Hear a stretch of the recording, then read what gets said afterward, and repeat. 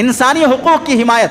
آج دیکھ لیجئے حضرت حسین رضی اللہ تعالیٰ عنہ کا جب قافلہ نکلا جنگ کے میدان میں پہنچا, 2 روایتیں. حضرت حسین رضی اللہ تعالیٰ نے فرمایا میرے ساتھ وہ آدمی سفر پر نہ چلے جو قرض دار ہو, کسی کا پیسہ قرضہ لیا ہوا ہو, وہ میرے ساتھ نہ چلے یا میرے ساتھ نہ رہے. یعنی میدان کربلا کی حق کی حمایت کی جنگ میں قرض دار کو اپنے ساتھ حضرت حسین رکھنا نہیں چاہا, کیونکہ اس کی شہادت بھی اسے جنت میں نہیں لے جائے گی.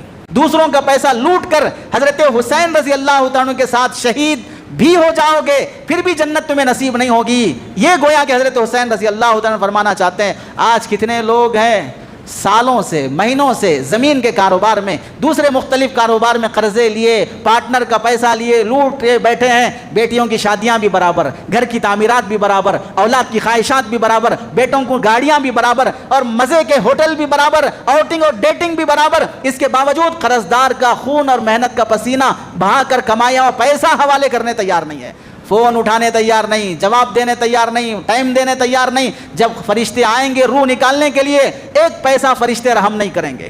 دوسروں کا حق مار کے مرنے والے پر فرشتے جان لیتے ہوئے بھی رحم نہیں کریں گے. جیسے قصاب گلے پہ چاقو چلاتے ہوئے جانور پر نہیں رحم نہیں کرتا, ویسے ظالموں کی روح نکالتے ہوئے فرشتے رحم نہیں کرتے ہیں. اس واسطے حقوق ادا کرنے کی فکر ہو.